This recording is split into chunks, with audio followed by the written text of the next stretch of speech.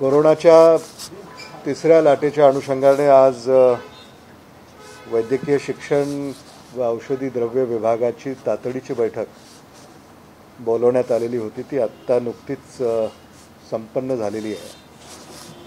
विभागाचे सचिव, संचालक, इतर सगळे अधिकारी यांच्या समवेत हा आढावा घेण्यात आला आणि वैद्यकीय शिक्षण विभागाअंतर्गत जे सगळे वैद्यकीय महाविद्यालय व रुग्णालय आहेत तिथल्या सगळ्या व्यवस्थेला सतर्क करण्यात आलेलं आहे.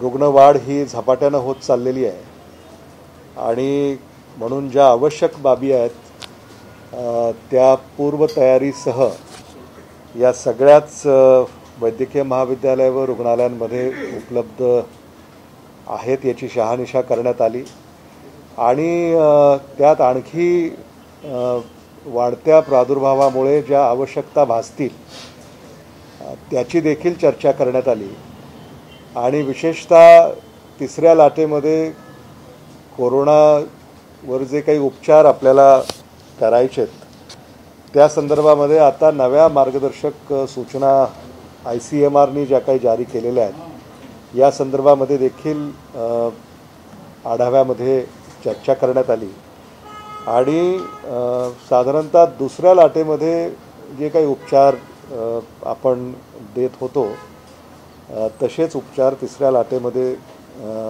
देण्याच्या संदर्भामध्ये तूर्त तरी या सूचना आहेत. काही नवी औषधं म्हणजे उदाहरणार्थ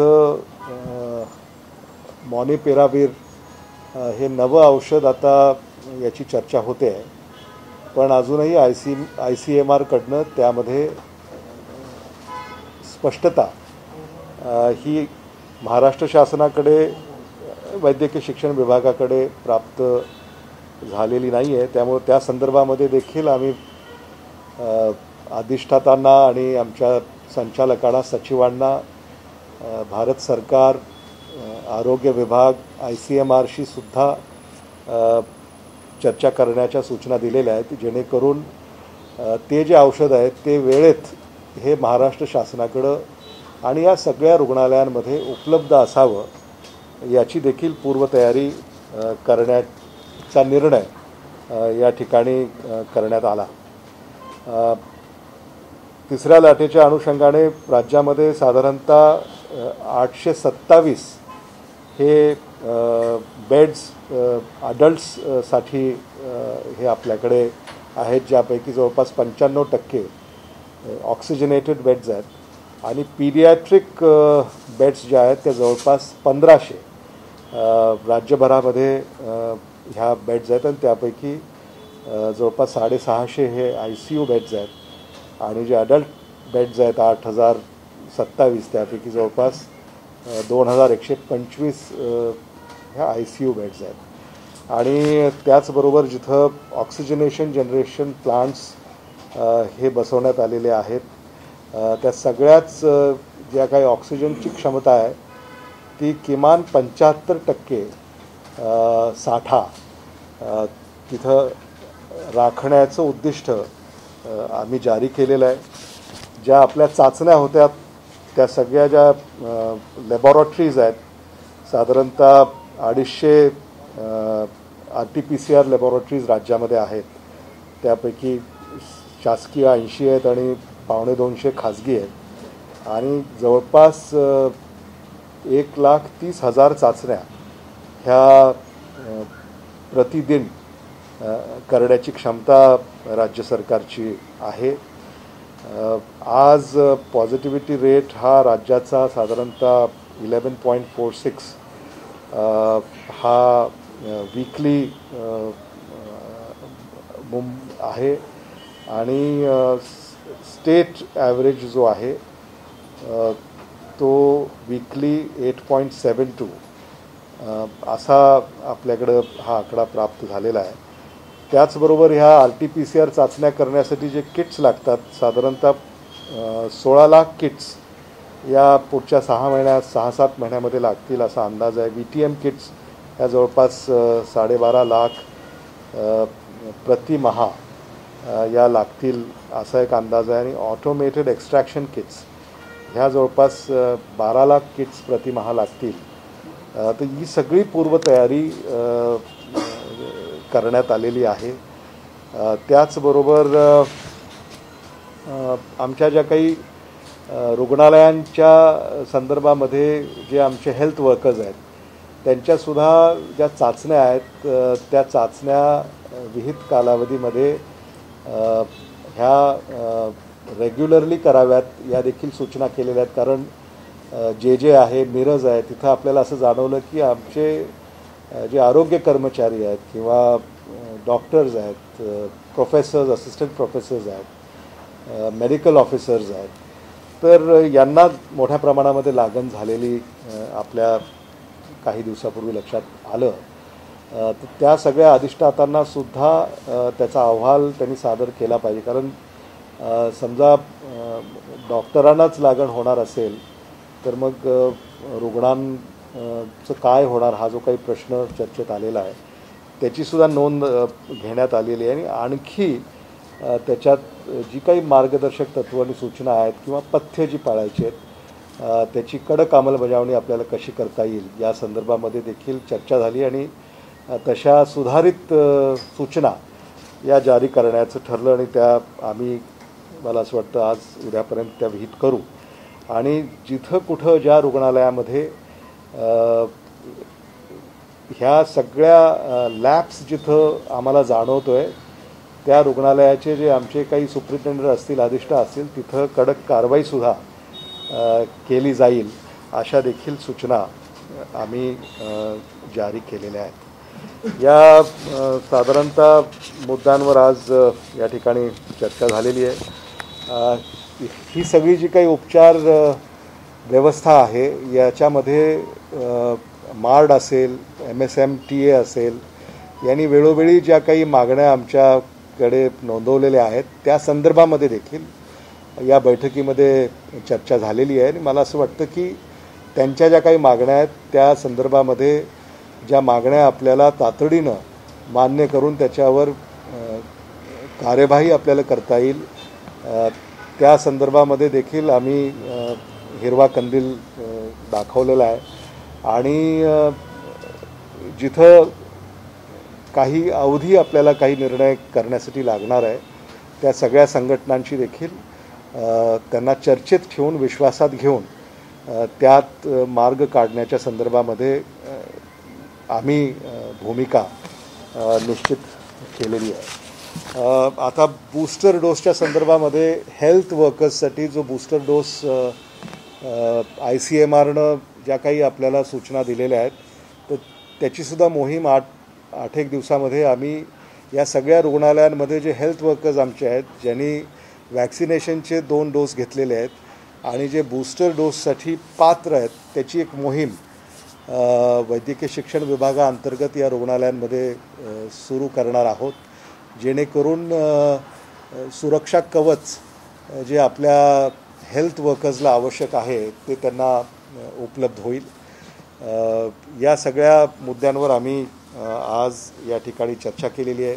त्याचबरोबर एखाद्याला लागण झाली तर त्या रुग्णालयाच्या आवारामध्ये आयसोलेशन न करता इतरत्र कुठेतरी त्याचं आयसोलेशन करण्याची देखील मागणी आमच्याकडं आलेली होती जेणेकरून लागण अधिक वाढणार नाही.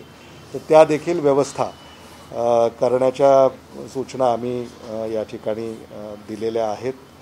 अशा स्वरूपाची आज या ठिकाणी चर्चा झालेली आहे.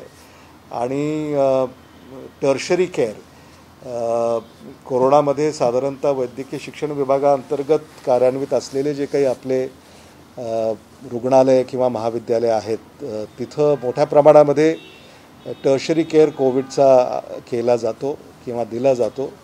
तर त्याचा इत्थंभूत आढावा आज या ठिकाणी घेण्यात आला. आणि कुठंही रुग्णसेवेमध्ये उपचारामध्ये कसल्याही प्रकारची निष्काळजी किंवा हलगर्जीपणा होणार नाही याचीसुद्धा काळजी घेण्याच्या आम्ही त्यांना सूचना केलेल्या आहेत. आणि तिसऱ्या लाटेच्या अनुषंगाने मला असं वाटतं की मार्गदर्शक तत्व आणि सूचना जर आपण याचं पालन तंतोतंत केलं तर प्रादुर्भावापासून आपल्याला दूर राहता येतं किंवा स्वतःचा बचाव करता येतो. पण साथ ही मोठ्या प्रमाणामध्ये वाढते आणि व्हायरस हा अतिशय अनप्रेडिक्टेबल होत चाललेला आहे. ओमिक्रॉनची आपण आज चर्चा करतो आहे, काल डेल्टाची आपण चर्चा करत होतो.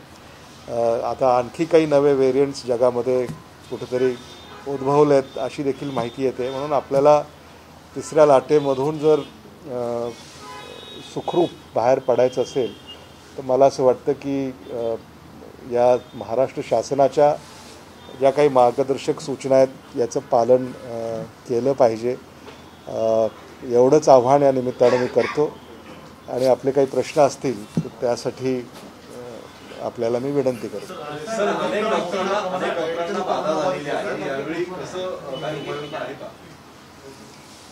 नाही, हे खरं आहे की डॉक्टरांना बाधा झालेली आहे आणि याची नोंद आम्ही घेतली आहे आणि यासाठी रुग्णालयांमध्ये आणखी कडक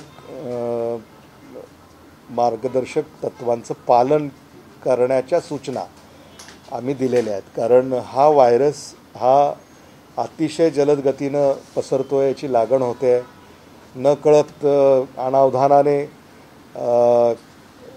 याची लागण होत असताना आपल्याला जाणवते आणि एसिम्प्टोमॅटिक लागण झालेल्या रुग्णांची संख्यासुद्धा प्रचंड आहे असं दिसतं आहे.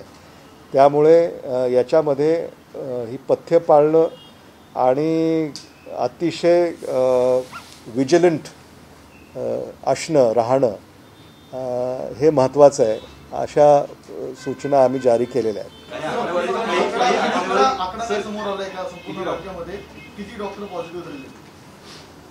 याच्यामध्ये मिरजमध्ये सुरुवातीला 15 दिवसापूर्वी आपल्याला याची कल्पना आहे की 100च्या घरात तो आकडा मिरजचा आणि मला असं वाटतं काल परवा जे जी माहिती आपल्याकडे येते ती साधारणतः 60-70 असा चा आकडा आहे. आकडे हे वेगवेगळ्या ठिकाणी वेगवेगळे आहेत, पण वेळीच आम्ही याची नोंद घेतली, अधिष्ठातांनी नोंद घेतलेली आहे आणि डॉक्टरांना लागण होण्याचं कारणही असं आहे की हे जे काही व्हेरियंट आहे त्याचं वागणं हे काही लवकर लक्षात येत नाही आणि म्हणून त्यात आणखी सतर्क राहणं हे यातून आपल्याला लक्षात येतं आणि तसं आम्ही सूचना जारी केलेल्या आहेत. ओमिक्रॉनची जनुकीय चाचणी थांबवण्याचा निर्णय राज्य सरकारने घेतला. ओमिक्रॉनची जनुकीय चाचणी काही रिपोर्ट याच्याबद्दल मागवला आहे का डॉक्टरांच्याबद्दल आणि अशी एक असंही म्हटलं जातं की समजा डॉक्टरांची जर संख्या विशेष करून जे ट्रेनिंग सुपरिटेंडेंट डॉक्टर जे असतात ड्युटीवरती त्यांची जर संख्या वाढली तर पुढे उपचारांवरती ताण पडू शकतो. त्यासाठी काही कंटिन्युएन्सी प्लॅन आहे का? नाही, हे अगदी खरं आहे. आज तरी आकडेवारी ही साधारणतः नियंत्रणाखाली आहे, पण आकडेवारी वाढली आणि डॉक्टरांना जी लागण झालेली आहे त्या आकड्यामध्ये जर कमतरता नाही आली तर ते आव्हानात्मक परिस्थिती निश्चित निर्माण होऊ शकते. पण याची वेळीच आम्ही नोंद घेतली आहे आणि तशा उपाययोजना करण्यास सुरुवात केलेली आहे. यातनं आपण बाहेर पडू असा विश्वास मला आहे आणि जिथे कुठे आपल्याला हे जे मनुष्यबळ आहे याची कमतरता जर जाणवली तर कंत्राटी पद्धतीनं सुद्धा ही मनुष्यबळ परिपूर्ण करण्याच्या सूचना आणि अधिकार आम्ही अधिष्ठाता स्तरावर दिलेले आहेत.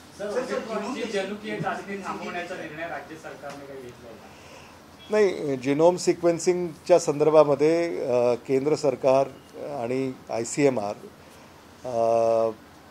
हे वेळोवेळी मार्गदर्शन सगळ्याच सरकार यांना करत असतात आणि जे नवे व्हेरियंट्स महाराष्ट्रामध्ये साधारणतः आपल्याला आढळत आहेत त्याचं जिनोम सिक्वेन्सिंग हे आम्ही केंद्राकडे आणि ICMRकडे पाठवण्याची व्यवस्था आपण ती करतो. उदाहरणार्थ मिरजमध्ये जी डॉक्टरांना लागण झाली ती त्यांना लक्षात नाही आले की ही अचानक एवढा प्रादुर्भाव कसा झाला, म्हणून तिथल्या अधिष्ठातांनी ते जे व्हेरियंट आहे ते जिनोम सिक्वेन्सिंगसाठी ICMRला पाठवलेलं आहे. त्याचा तपशील आपल्याकडे येईल. मला असं वाटतं थांबवलं आहे असं नव्हे, त्यात काही म्हणजे वेळेनुसार जे बदल करावे लागतात असे काही बदल करण्याचे निर्णय आपण वैद्यकीय तज्ज्ञांना देत असतो आणि ते निर्णय तसे ते करत असतात. सर, आपण मेडिकल कॉलेजेस संदर्भात काय विचार करायचा, कारण आपले इतर कॉलेजेस आहेत वैद्यकीय आणि कृषी वगळता, तर ते बंद करण्याचा निर्णय झाला मेडिकल संदर्भात काय? नाही, वैद्यकीय महाविद्यालय आणि रुग्णालय खरं म्हणजे कोविडमध्ये उपचार वैद्यकीय सेवा देण्याचं एक मुख्य केंद्र आहे. त्यामुळे ते बंद करण्याचा कुठलाच विचार करण्याचं काही कारण नाही. कारण वैद्यकीय शिक्षण घेणारे हे सगळे साधारणतः वैद्यक किंवा डॉक्टर याचं शिक्षण ते घेत आहेत आणि म्हणून शिक्षणाचाच हा एक भाग आहे. आता हे एक आव्हान, एमर्जन्सी किंवा एक आपत्ती, साथ, याला आपल्याला तोंड द्यावं लागतं आहे, त्याला इलाज नाही. आणि मला असं वाटतं की ते आव्हान म्हणून आपल्या सगळ्याच वैद्यकीय महाविद्यालयांनी आणि रुग्णालयांनी स्वीकारलेलं आहे. सर, कोरोनाचे रुग्ण आपण वाढताना पाहायला मिळतात, हा आठवडा किती महत्त्वाचा असणार आहे?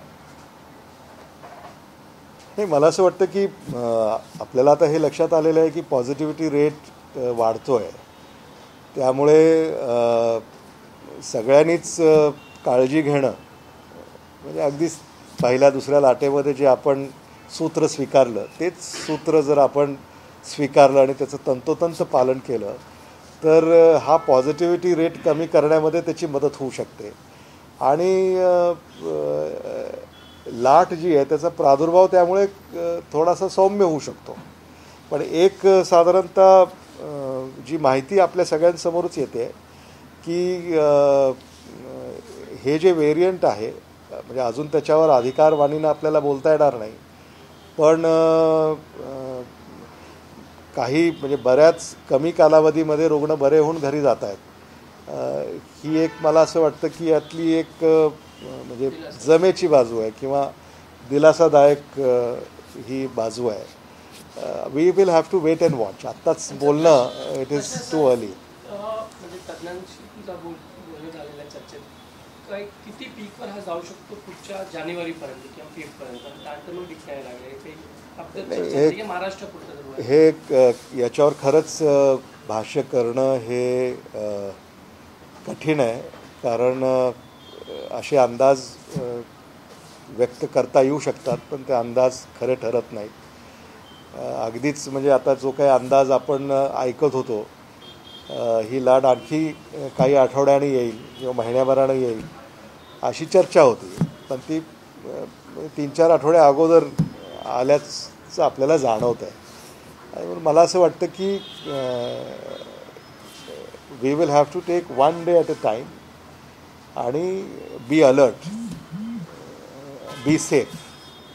याच्या पलीकडं आज तरी काही बोलणं हे उचित ठरणार नाही. राज्य सरकार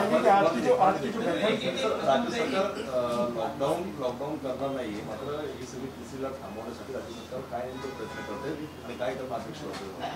सर, याला जोडून एक प्रश्न असा होता की मागच्या लॉकडाऊनमध्ये आणि एकूण कोरोनाच्या या दुसऱ्या लाटेमध्ये कला क्षेत्राला आता मोठा फटका बसला होता. आता जर लॉकडाऊनची चर्चा होत असेल तर तुम्ही त्या अनुषंगाने काही विचार करणार? नाही, मला असं वाटतं की लॉकडाऊनच्या संदर्भामध्ये चर्चा होते हे खरं आहे, पण राज्य सरकार च्या समोर म्हणजे सन्माननीय मुख्यमंत्री, सन्माननीय उपमुख्यमंत्री, आरोग्यमंत्री यांनी देखील हेच आपल्याला सांगितलेलं आहे की लॉकडाऊनची तूर्त तरी आवश्यकता नाही, निर्बंध अजून कडक करावे लागतील आणि ते करतायत. मला असं वाटतं की जसं मी म्हणालो की रुग्णसंख्या आणि आरोग्य यंत्रणा याचं जे काही समीकरण आहे, जे आपण पहिल्या लाटेमध्ये दुसऱ्या लाटेमध्ये अनुभवलं, त्या अनुभवावरूनच आपल्याला निर्णय हे म्हणजे त्या वेळेला करावे लागतील. त्यामुळं आपण आशा अशी करूया की सामान्य जीवन हे विस्कळीत होणार नाही. तिसऱ्या लाटेचा आपण मुकाबला ही पथ्य पाळून करूया आणि यातून सुखरूप कसं बाहेर पडता येईल हेच आपल्या डोळ्यासमोरचं उद्दिष्ट असलं पाहिजे. परवा एक बैठक झाली, बैठक घेतली केंद्रीय आरोग्य राज्यमंत्र्यांनी. त्यांचं असं म्हणणं होतं की त्या बैठकीला आरोग्यमंत्री आणि मेडिकल मिनिस्टर पण उपस्थित असायला हवं होतं. तुम्ही दोघंही तिथे नव्हता, त्यांनी त्याबाबत एक प्रकार नाराजी व्यक्त केली. नाही, त्या बैठकीचं निमंत्रण हे अगदी आयत्या वेळी आम्हाला मिळालं आणि आम्ही त्यांच्याशी दूरध्वनीवरनं संपर्क केला, त्यांच्याशी चर्चा झाली, काही महत्त्वाच्या मुद्द्यांवर सुद्धा बोलणं झालं. आणि हे खरं आहे की मी तिथं उपस्थित असायला हवा होतो, पण काही पूर्वनियोजित कार्यक्रम असल्यामुळे मी तिथं उपस्थित राहू शकलो नाही. पण त्या मुंबईत पुन्हा आल्या किंवा मी दिल्लीत त्यांची वेळ घेऊन जेव्हा जाईन तेव्हा त्या सगळ्या मुद्द्यांवर आम्ही निश्चित चर्चा करू. तसं काही अडचणीचं आहे असं वाटत नाही मला. सर, इन्हें भी जानना चाहेंगे, आज की जो पूरी मीटिंग हुई उसमें किन किन बातों पर चर्चा हुई और फिलहाल जो इंफ्रास्ट्रक्चर है, जो अवेलेबल बेड्स या फिर मैन पावर है हमारे पास, उसका असेसमेंट किस तरीके से किया गया, जैसे कि पूरे प्रदेश में नंबर्स बढ़ रहे हैं, उसको देखते हुए. कोरोना की थर्ड वेव, इसका मुकाबला हमें करना होगा और उसी सिलसिले में आज यहाँ बैठक हुई और हमारे जो सारे medical education and drugs department के 20-25 हमारे जो कॉलेज और अस्पताल हैं, उन सारे कॉलेजेस को और अस्पतालों को हमने अलर्ट जारी किया है कि हमें पूरी तैयारी के साथ इस कोविड की थर्ड वेव का मुकाबला करना होगा. सारा जायज़ा लिया गया, उनकी क्या मांगे हैं, ट्रीटमेंट प्रोटोकॉल क्या रहेगा, दवाइयाँ अस्पतालों में हैं या नहीं हैं, पीपी किट्स हैं या नहीं हैं, इन सारे ऑक्सीजन है या नहीं है, सारे मामलों पे चर्चा हुई. और मैं आपको बताना चाहता हूँ कि कोविड थर्ड वेव के लिए जो सारी चीज़ें ज़रूरी हैं वो इन अस्पतालों में पहले से ही वहाँ पर उपलब्ध की गई हैं और कहीं कोई कमी मुझे महसूस नहीं हुई. कुछ डॉक्टर्स हैं, हेल्थ वर्कर्स हैं, उनको इन्फेक्शन हुआ है, तो वो भी इन्फेक्शन से जल्द कैसे बाहर आएँ, वो भी खबरदारी ली जा रही है, उनका इलाज किया जा रहा है. और जहाँ कहीं डॉक्टर्स या हेल्थ वर्कर्स अगर कम संख्या में अगर वहाँ हैं, तो वो संख्या भी कॉन्ट्रैक्चुअल बेसिस पर नए लोगों को लेकर पूरी करने के अधिकार भी हमने स्थानीय स्तर पर दे रखे हैं, ताकि जो इलाज हम करने जा रहे हैं उस इलाज में कहीं भी कोई खामी न रहे. और प्रोटोकॉल जो है ट्रीटमेंट का, वो सेकेंड वेव में जो प्रोटोकॉल था वही प्रोटोकॉल थर्ड वेव में कोविड का इलाज का रहेगा. आने वाले दिनों में ICMR की या WHO की जो नई गाइडलाइन आएगी, जो नए वेरिएंट्स हैं, कौन सी दवाई उस पर ज़्यादा परिणाम करेगी, तो ये सारी जानकारी हम WHO, ICMR, DMER इनसे लेके हम सारे अस्पतालों को और हमारे डीन्स को, सुपरिटेंडेंट्स को, डॉक्टर्स को देंगे. और कोशिश ये रहेगी कि कम से कम लोग अस्पताल में भर्ती हों. अगर भर्ती भी हुए हैं तो जल्द से जल्द ठीक होकर वो घर वापस जाए. इन्फेक्शन का रेट है पूरे प्रदेश में वो काफ़ी ज़्यादा तेजी से बढ़ रहा है, अभी 10 के ऊपर प्रदेश में और मुंबई में दोनों जगह देखने को मिल रहा है। तो कितनी किट्स की ज़रूरत पड़ेगी टेस्टिंग के लिए, कितनी पीपीई किट्स या बेड्स की अवेलेबिलिटी का क्या स्टेटस है, उस बारे में किन नंबर्स पर चर्चा हुई या क्या कंटिजेंसी प्लान तैयार किया गया फिलहाल? नहीं, उसमें टेस्टिंग तो बहुत ज़्यादा करनी होगी और जैसे मैंने अभी कहा कि RT-PCR किट्स लगने वाले हैं, VTM किट्स लगेंगे, ऑटोमेटेड एक्सट्रैक्शन किट्स लगेंगे और RT-PCR तकरीबन 16 लाख किट्स हर महीने लगेंगे अगले 6 महीने के लिए। VTM किट्स 12.5 लाख किट्स लगेंगे हर महीने अगले 6 महीने के लिए और ऑटोमेटेड एक्सट्रैक्शन किट्स 12 लाख लगेंगे। ये हर महीने ये किट्स लगेंगे और ये किट्स सरकार के पास और इन अस्पतालों और लेबोरेटरीज़ में उनको उपलब्ध कराए गए हैं ताकि टेस्टिंग की जो गति है वो कम ना हो, क्योंकि टेस्टिंग आप जानते हैं कि की है जैसे trace, test and treat, so TTT, तो वो फॉर्मूला जो है उस पर हम अमल करेंगे और उसमें कहीं भी कोई भी गुंजाइश बाकी नहीं रहेगी। सर, फर्स्ट वेव और सेकेंड वेव दोनों में हमने देखा कि मेडिकल फैकल्टी बहुत ज़्यादा अफेक्टेड थी और बहुत ज़्यादा इन्फेक्शन उनके अंदर हुआ, क्योंकि वो लोग वल्नरेबल भी बहुत थे, वो लगातार अनप्रोटेक्टेड थे और जिस तरीके से उनको इन्फेक्शन हुआ नंबर्स काफ़ी कम हो गए थे, उनकी सुविधाएं मिलना कम हो गई थी, तो डॉक्टर्स की और मेडिकल प्रैक्टिस की जरूरत पड़ी थी। क्या थर्ड वेव की ऐसी कोई तैयारी है कि अगर बहुत ज़्यादा संख्या में डॉक्टर्स, पैरामेडिक्स या ऐसे लोग इन्फेक्टेड होते हैं तो उनकी जगह लेने के लिए नए लोग किस तरीके से आएंगे और मेडिकल सुविधाएं जो अफेक्ट नहीं होंगी, इसलिए कोई तैयारी है अभी से? नहीं, मैंने कहा कि अगर ऐसी कोई स्थिति पैदा होती है तो हमने स्थानीय स्तर पर कॉन्ट्रैक्चुअल बेसिस पर डॉक्टर्स, पैरामेडिक्स, हेल्थ वर्कर्स उपलब्ध कराए जाने की उनको हमने पूरी इजाज़त दे रखी है। सर, फिलहाल लॉकडाउन को लेकर कोई बेंचमार्क सेट किया गया है कि लॉकडाउन कब लगाने की ज़रूरत महसूस की जाएगी या कब तक हमारा इंफ्रास्ट्रक्चर उनका बोझ उठा सकने में सक्षम रहेगा, जिसके बाद हमको लॉकडाउन के बारे में सोचना होगा? ऐसा कुछ एक बेंचमार्क सेट किया गया इन्फेक्शन रेट को लेकर, नंबर्स को लेकर? नहीं, ऐसा है कि अब ये लॉकडाउन कब किया जाएगा, ये टास्क फोर्स, ग्राउंड रिपोर्ट,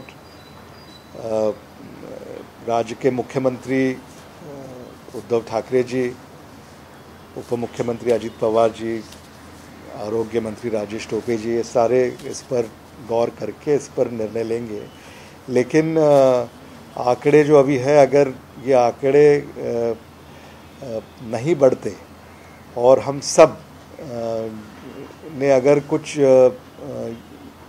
जो चीज़ें हैं अगर हमने उनका पालन किया तो शायद लॉकडाउन की ज़रूरत भी ना पड़े और सामान्य जीवन ये डिस्टर्ब ना हो।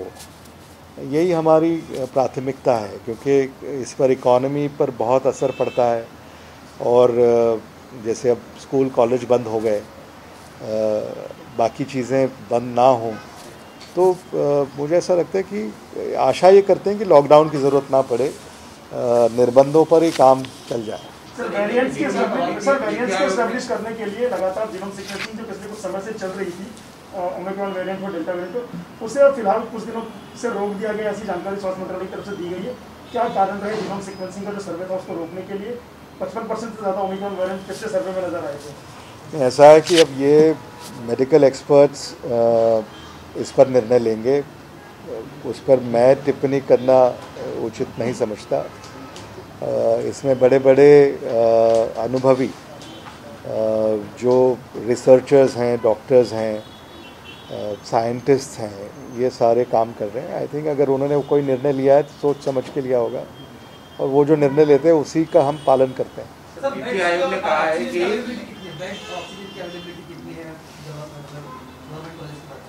नहीं, government medical colleges end hospitals में बेड्स की अवेलेबिलिटी आज बहुत ज़्यादा है, मतलब अस्पताल इनकी ऑक्यूपेंसी 15 से 25% से ऊपर नहीं है।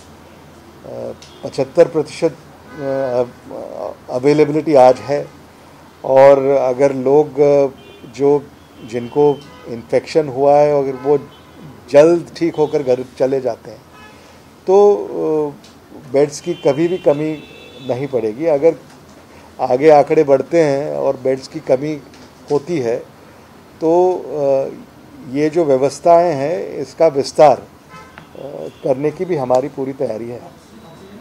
ऑक्सीजन भी आज स्टेट में ये जो गवर्नमेंट मेडिकल कॉलेजेस और हॉस्पिटल्स हैं यहाँ पर 53 लिक्विड मेडिकल ऑक्सीजन टैंक्स ये कार्यान्वित किए गए हैं 53 और 888 मेट्रिक टन इसकी क्षमता है। और हाँ, किसी भी वक्त 75% ये क्षमता से भरे हों ऐसी सूचना दी गई है और आज भी वो 75% क्षमता से भरे हैं। और एडिशनल ऑक्सीजन जो लगेगा उसमें 29 PSA प्लांट्स हैं और उसमें से 52 मेट्रिक टन पर डे ये प्रोडक्शन उसमें होगा पूरे राज्य में। और जंबो सिलेंडर्स हैं, छोटे सिलेंडर्स हैं और 10 और LMO प्लांट्स और 15 PSC प्लांट्स अंडर कमिश्निंग है। तो ऑक्सीजन अगर आंकड़ा निर्धारित रहता है तो ऑक्सीजन की कमी नहीं आएगी ऐसा हमें लगता है। सर, नीति आयोग ने कहा है कि जो पूरे देश में पॉलिटिकल पार्टियां उन्होंने खुद पर अभी निर्बंध लगाने चाहिए, बड़े प्रोग्राम जो है वो टालने चाहिए। सही है और वैसा ही होना चाहिए। पैंडेमिक है, थर्ड वेव है, पूरी दुनिया में क्या हो रहा है हम देख रहे हैं। USA में क्या हो रहा है, UK में क्या हो रहा है और भारत में भी जो निर्बंध लगाए गए हैं वो निर्बंधों के प्रावधान जो हैं उसके उसी में मुझे लगता है कि पॉलिटिकल पार्टीज जो राजनीतिक दल है वो सारे राजनीतिक दलों ने भी उसका पालन करना चाहिए, तभी ये जाके इससे जल्दी हम बाहर आ पाएंगे। सर, एक सवाल ये है कि जिस तरह देख रहे हैं नंबर्स बढ़ रहे हैं, बॉलीवुड में भी कई सेलिब्रिटीज हैं जो कोविड से रिलेटेड हुई, कई फिल्म इंडस्ट्री से जुड़े लोग हैं। तो क्या मुंबई में बढ़ते आंकड़ों को देखते हुए किसी तरह के नियम लागू किए हैं बॉलीवुड की शूट के लिए या फिर उन पर किसी तरह के नियम लागू करने का प्रयास कर रहे हैं? नहीं, इसमें अभी जो नियम जारी किए गए हैं वो मतलब पब्लिक डोमेन में है और जो भी काम होगा या शूटिंग्स होंगी तो उन्हीं नियमों के आधारों पर वो होगी।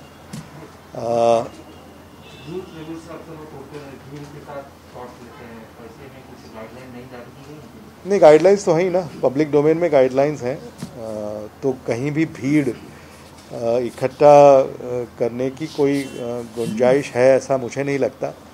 उसमें भी मेरे ख्याल से कुछ 100 लोगों के लिए आउटडोर या 500 लोगों के लिए ऐसा कुछ मेरे ख्याल से है। उस की मैं मालूमात अभी आज क्या है नियम लागू उसमें वो आंकड़े पब्लिक डोमेन में है, वो आपको मिल जाएंगे। अगर आपको चाहिए तो आपके पास हम भिजवा भी देंगे।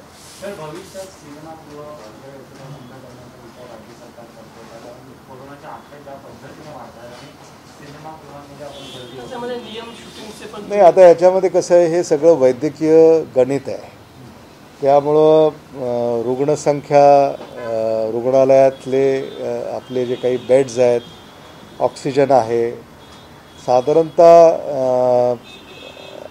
आपल्याला कल्पना आहे की आता हे मॅथमॅटिक आहे, त्यामुळं ते सूत्र ज्या वेळेला आपल्याला सांगेल की आता हे निर्बंध आणखी कडक करण्याची गरज आहे त्यावेळेला त्या तऱ्हेचे निर्णय होतील।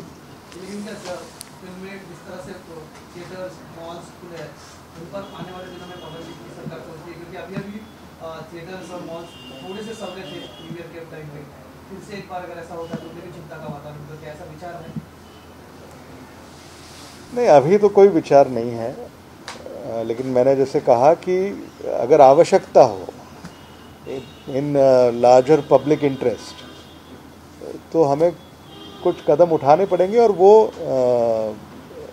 इस पर चर्चा हो रही है और मंत्रिमंडल में इसकी चर्चा होगी और उसका अंतिम निर्णय राज्य के मुख्यमंत्री लेंगे. सर, दोन माझे हाच एक प्रश्न मराठीत त्यासाठी की आता पुढे जाऊन अर्थचक्र व्यवस्थित सुरू झालं होतं, लोकांना रोजगार मिळू लागले होते आणि पुन्हा एकदा मॉल बंद होतील किंवा सिनेमागृह किंवा जे काही अर्थचक्र आहे त्यामुळे लोकांमध्ये एक नाराजीचं वातावरण असतं. येणाऱ्या काळात सगळ्या गोष्टी पुन्हा बंद करणार हळूहळू, कारण का निर्बंध कडक करण्याच्या नावावर की त्याला आहे त्या परिस्थितीत चालू ठेवण्यासाठी काही ते वेगळे नियम करतात. नाही, तिसरी लाट आणि त्याची तीव्रता याच्यावरच हे सगळं अवलंबून आहे. कोणालाही स्वइच्छेने लॉकडाऊन करावासा वाटत नाही, आणि लॉकडाऊन जरी केला तरी तो साधारणतः पब्लिक इंटरेस्टसाठी, म्हणजे लार्जर पब्लिक इंटरेस्टसाठीच आपण म्हणजे कुठेही केव्हाही लॉकडाऊन होतो तेवढ्यासाठीच होतो. मला असं वाटतं की आता हे एक सूत्र आहे, पहिल्या दुसऱ्या लाटेनंतर आपल्याला हे लक्षात आलेलं आहे, आणि त्या सूत्रामध्ये समजा लॉकडाऊन करण्याची आवश्यकताच नसेल, निर्बंध लागू करूनच या लाटेवर आपल्याला मात करता आली तर तसंही आपल्याला करता येईल. पण साधारणतः रुग्णसंख्या, आरोग्य व्यवस्था याचं जे काही साकडं आहे त्याच्यामध्ये काही अडचणी निर्माण झाल्या तर मग नाईलाजाने परिस्थिती बघून ते निर्णय त्यावेळेला होतील. मला असं वाटतं की दूर आपल्या पुढं जे आव्हान आहे की या साथीपासनं स्वतःचा बचाव कसा करता येईल प्रत्येकाला, जेणेकरून रुग्णसंख्येमध्ये वाढ होणार नाही, हेच आपल्याला पाहावं लागेल.